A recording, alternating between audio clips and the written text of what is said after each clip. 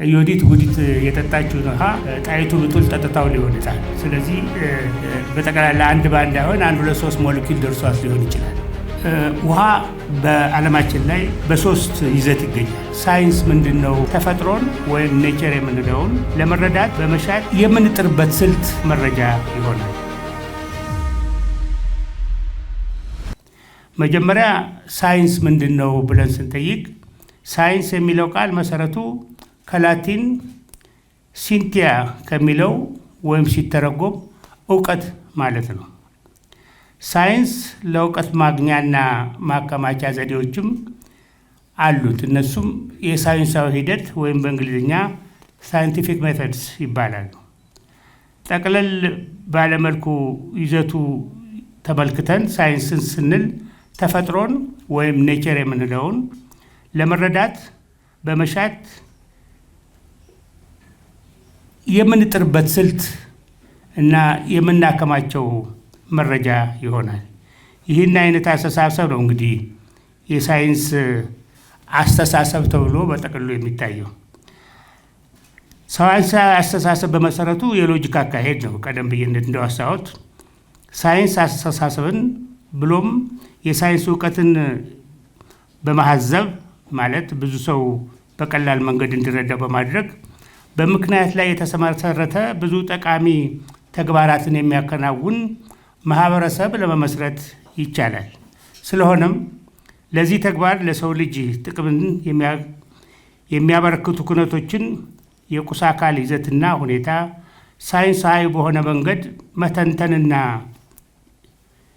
ለግንዛቤና ለንባብ ማቅረብ ተገቢ ነው ብሎ የሚያምኑ ብዙ ግለሰቦች አሉ። ሳይንስ አስተሳሰብ ሎጂካዊ አስተሳሰብ እንደመሆኑ ቀደም ብዬ ተናግሬያለሁ። እሱም በሁለት ይከፈላል።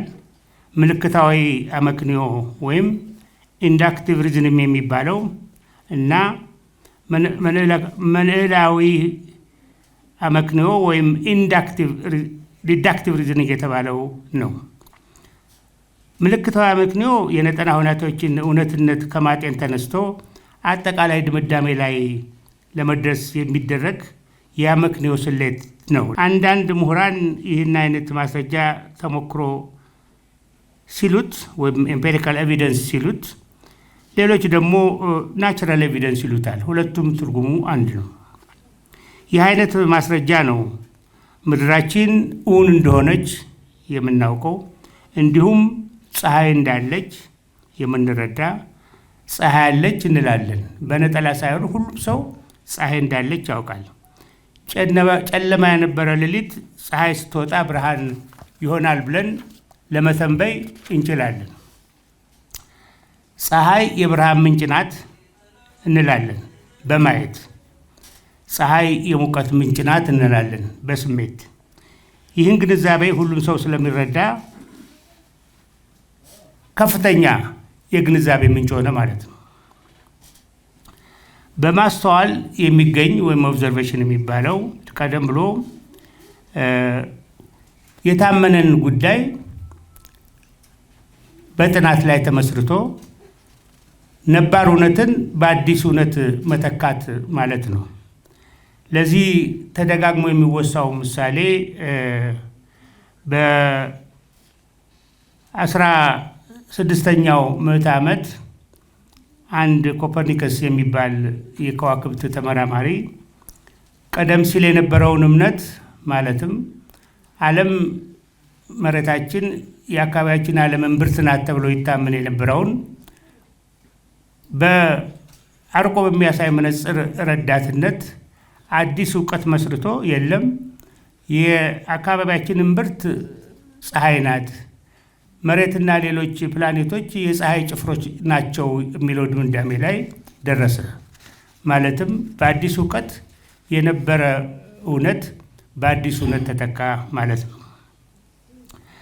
ሎጂካዊ አመክንዮ የምንለው ወይም ራሽናሊዝም ቀለል ብሎ ሲታይ እንደሚከተለው ነው። መጀመሪያ ጥያቄው ምንድን ነው ነው። ጥያቄው ቁልጭ ባለ መንገድ ካልታወቀ መልስ ለማግኘት መሞከር የለብንም፣ ምክንያቱም የጨለማ ጉዞ ይሆናልና። ጥያቄው ከታወቀ ግን ጥያቄው እንደመነሻ ሆኖ መልስ መፈለጉ ይቀላል። ይህንን ለማድረግ ሊሆን የሚችል አንድ ትንበያ እናደርጋለን። ሃይፖቴሲስ ሊሆን የሚችል እንዲሁ በድፍረት የማይሆነውን አይደለም። ከዛ ይሄ የተገመተው ወይም ሃይፖቴሲስ ቢቻል በኤክስፐሪመንት ካልተቻለ በሌሎች ዘዴዎች መረጋገጥ ይኖርበታል። የሚደረገው በመላመት ወይም በሞክርት ወይም በኤክስፐሪመንት በምንድነው የሚደረግ ከሆነ ሌሎች ግለሰቦችም በተመሳሳይ ሂደት ያንን ተግባር ደጋግመው መተግበር መቻልና ተመሳሳይ ውጤት ማግኘት መቻል አለባቸው። አለዚያ ማረጋገጫነቱ ውስን፣ አንዳንድ ጊዜም የማይረባ ሊሆን ይችላል። ስለዚህ አዲስ በሚደረገው ምርምር ደግሞ ጥሩነቱ አዲስ እውቀት ቢገኝም ለተጨማሪ እውቀት ክፍተት መስኮት ያደርግና ለተጨማሪ ምርምር ይጋብዛል። ስለዚህ ቀስ በቀስ ነው አንዱ አንዱን እየተካ ነባሩ እውቀት በአዲስ እየተካ ዓለም እና እውቀት የሚዳብረው። ነገር ግን ያም ሆኖ ሳይንስ ይሄ ስለሆነ የሆነ አይልም። ምንድን ነው የሚለው? ይሄ ተግባር በአጋጣሚ ሁናቴ መከሰት እድሉ በጣም የመነመነ ነው፣ ስለሆነም ግንኙነት አለው ማለት ነው ብሎ ነው የሚደመድም እንጂ ሳይንስ አብሶሉት ትሩት የሚባል የመጨረሻ እውነት አለ ብሎ አያምንም። ይሄ ነው የሚጠቀሙበት የስታቲስቲክስ ዘዴ። ይህን ካልኩ በኋላ ሳይንስን መሰረት ያደረጉ ጥያቄዎች እና ግኝቶች ምሳሌነት ላውሳ። የመጀመሪያው ጥያቄ አንጋፋው የምስር ፒራሚድ ከፍታው ስንት ነው የሚለው ሆነ። እሱን ወጥቶ መለካት የሚችል ሰው የለም። እንዴት ይፈታ ይሄ ችግር? ከዛ ከክርስቶስ ልደት በፊት በ6ኛው ምዕተ ዓመት የነበረ አንድ የግሪክ የሂሳብ ሊቅ አንድ የተለካ እንጨት ለእኛ እንዲረዳ 20 ሜትርን በለው አጣና አመጣና ከፒራሚዱ ጎን አቁሞ ቀለል እንድል ብዬ ነው እንዲህ የማቀርበው አቁሞ ይሄ እንጨት ፀሐይ ስታጠላበት የጥላውና የእንጨቱ ቁመት እኩል የሚሆኑበትን የእንጨቱ ቁመት 20 ሜትር ከሆነ ያጠላውም ጥላ 20 ሜትር እስኪሆን ጠበቀና የዛን ጊዜ የፒራሚዱን ጥላ ለካ። ስለዚህ የእንጨቱ ጥላና እንጨቱ ቁመታቸው እኩል ከሆነ የፒራሚዱ ጥላና ፒራሚዱ ከፍታው እኩል ነው የሚል ድምዳሜ ላይ ደረሰ። ይሄ በሂሳብ ምሳሌነት የተገኘ ታሪካዊ ግኝት ነው። ሁለተኛው የፊዚክስን ትምህርት ምሳሌነት የሚያወሳ ላንሳ። ከክርስቶስ ልደት በፊት ከ250 ዓመታት በፊት ገደማ ሄሮ የሚባል የሲራኪዩስ ንጉሥ ለአንድ ለታወቀ አንጥረኛ የተወሰነ ወርቅ ሰጠውና በዚህ ወርቅ ዘውድ ስራልኝ አለው። አንጥረኛው ወርቁን ሰርቶ አዘጋጅቶ ለንጉሱ መለሰለት። ከዛ ንጉሱ ድንገት ይህ አንጥረኛ የተከለሰ ወርቅ ነው የሰጠኝ ወይስ በጠቅላላ እኔ የሰጠሁት ወርቅ ሁሉ እኔ ዘውድ ውስጥ ገብቷል የሚለው ጥርጣሬ ያደረበት። ይህን በማስላት ላይ ያለ አንድ ቀን ገላውን ሊታጠብ ውሃ ገንዳ ሞልቶ ሲገባ የውሃው ገንዳ ከፍታ ከፍ አለ። ከፍ ያለው በምን መጠን ነው የሚለው የደረሰበት የኔ ገላ በሰመጠበት ደረጃ ውሃው ከፍ ብሏል ማለት የእሱ ገላ ተካው ማለት ነው ውሃው ይዞት የነበረውን ቦታ። ከዛ አገኘሁት የሚል የግሪክኛ ተለመደ ቃል አለ ይልና ያንን ዘውድ ወስዶ አፉ ድረስ ጢም አለ ባልዲን በለው ውስጥ ከተተውና የፈሰሰውን ውሃ አገኘ። የፈሰሰውን ውሃ ሚዛን መጠን ይዘት ያውቀዋል። ያን ያህል ይዘት ያለው ወርቅ ምን ያህል እንደሚመዝን ይታወቃል። ስለዚህ ያን ይዘት በታወቀው የወርቅ ክብደት ሲያባዛው እውነትም ንጉሱ የሰጠው ወርቅ ሁሉ ዘውዱ ላይ እንደዋለ ተረጋገጠ። እና አሁን ያ አባባል ዩሬካ ነው የሚባለው። አንድ ነገር በድንገት ብልጭ ሲል አንድ ሰው አገኘሁት የሚባል የእንግሊዝኛ ቋንቋ ባህል ሆኗል። በመጨረሻ ስለኔ መስክ ስለሆነው የባዮሎጂ ትምህርት አዋሳለሁ። እሱም ሁላችን በቀላሉ ልረዳው በምንችለውና ከሀገራችንም ባህል ጋር የተገናኘ መንገድ ለማድረግ ሞክራለሁ። እንደምታውቁት የዘመድ ጥሉ የስጋ ጥሉ እየተባለ ሲወራ ትሰማላችሁ። ሚኒንግ አይለያዩም፣ አንድ ናቸው፣ ምንም ይሁን ምን ነው። እና የዛን ጊዜ ይታሰብ የነበረው ምንድን ነው? ይሄ የስጋ ትል ከሚበሰብሰው ስጋ ነው የሚመጣ ማለት ህይወት ከሌለው ስጋ ህይወት ያለው ትል ይፈጠራል ተብሎ ነበር የሚታመነው።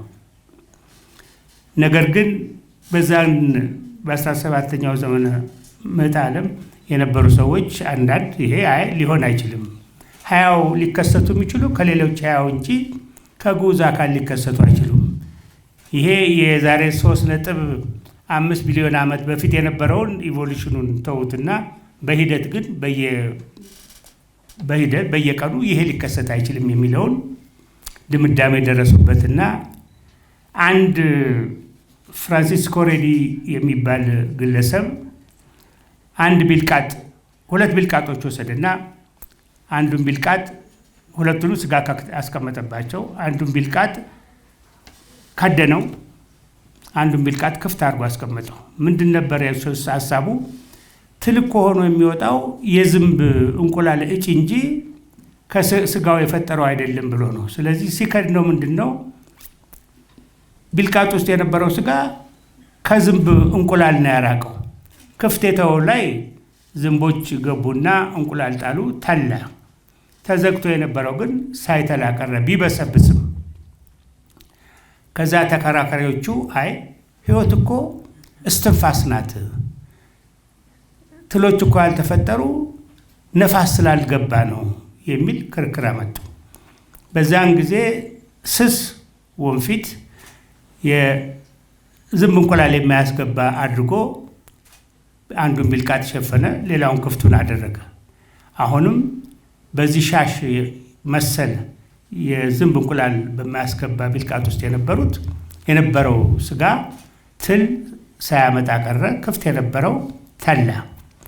ከዛም ተሸፍኖ የነበረውን ገልጦ ለ2-3 ቀን ሲያቆየው እንደገና ተላ። ስለዚህ በማያጠራጥር ሁኔታ ስጋው የሚተላ የዝንቦች እንቁላል አርፎበት ከዛ ወደ ተቀይሮ ነው እንጂ ህይወት አልባ ከሆነ ስጋ ህይወት አይፈጠርም የሚለው ድምዳሜ ላይ ተደረሰ። እጽዋት በህይወት እስካሉ ድረስ ይህንን ሁለቱን ካርቦን ምግው ካርቦን ዳይኦክሳይድ ይወጣሉ። እጽዋት ከሞቱ ወዲያ ግን መማግ ይቆማል። በህይወት በነበረ ጊዜ እጹ ካርቦን 14 ወደ ናይትሮጅን 14 ተቀይሮ ከወጣ ወዲያ ይተካል። አሁን አይተካም ማለት ነው። ምንድን ነው የሚሆነው? እጹ ከመሞቱ በፊት የእጹ አካል የነበረው ካርቦን 14 ሳይተካ እየተቀየረ ይሄዳል ማለት መጠኑ እየቀነሰ ይሄዳል ማለት ነው። መጠኑ እየቀነሰ ሲሄድ ነው የመጠኑ መቀነስ ነው የዘመን መተመኛነት የሚያገለግለው። እና ለምሳሌ 50 ማይክሮግራም የነበረ ካርቦን 14 መንምኖ ወደ 25 ማይክሮግራም ሲቀየር የሚፈጀው እድሜ ሃፍ ላይፍ ይባላል። የሚፈጀው እድሜ 5730 ዓመት ነው። እንደገና 25ቱ ወደ ግማሽ ለመውረድ ወደ 12 ተኩል ለመውረድ ይሄንኑ ያህል ዘመን ይፈጅበታል። ሌላ 5730 ዓመት እንደገና ግማሽ ለመውረድም በዚህ ተመጣጣኝ ይሆንና መጨረሻ ላይ የሚገኘው ቅሬት የእንስሳ ቅሬት እድሜው ሊተመን የታሰበው ይወሰድና እዚህ ቅሬት ውስጥ ያለው የካርቦን 14 መጠን ይታያል። አካባቢው አየር ያለው ቀደም እንደነገርኳችሁ ምን ጊዜም አይዛባም። መጠኑ ቢለያይም ሬሾው የC12 እና የC14 ስለማይለይ የውጩ ሬሾ ያገለግለዋል። ስለዚህ ይሄ 4 ጊዜ ግማሽ ላይፍ አልፏል ወይም 5 ጊዜ ግማሽ ላይፍ አልፏል እና 1 ዓመት የሚታወቅ የሚጀመር ዓመት ላይ ይደርሳል። ስለዚህ እስከ 50,000 ዓመት ድረስ ላለ ዘመን ይሄ ስሌት የቅሬት እድሜ መለኪያ ሆኖ ያገለግላል። ስለዚህ በዓለማችን ላይ ለሚገኙ አካላት በጠቅላላ ሕያውም ሆኑ ያልሆኑ የሚመሰረቱ በዚህ ዑደት የተነሳ ነው። እንደ ምሳሌነት እንዲያገለግለን ቀላሉን ሁላችንም በቀላሉ የሚገነዘበውን የውሃን ዑደት እንውሰድ። እንደምታውቁት በብዛት ውሃ የሚገኘው ውቅያኖስ ውስጥ ነው። ከዓለማችን ደግሞ ገጽታ ከ2-3 እጅ በላይ ገደማ በውቅያኖስ የተሸፈነ ነው። ሌላ ሐይቆችም አሉ፣ ወንዞች አሉ። ከህዋ አካላትም ከቅጠል ከምንተነፍሰው አየር ይወጣል እርጥበት ውሃ በዓለማችን ላይ በ3 ይዘት ይገኛል። አንድ ጊዜ በተነነ እንፋሎት፣ ሁለተኛው በሚፈስ ውሃ፣ ሶስተኛው በበረዶ መልክ ወይም ሸህት በረዶ በሉት ያለውጥም ግን የጠጠረ ውሃ እናገኛለን።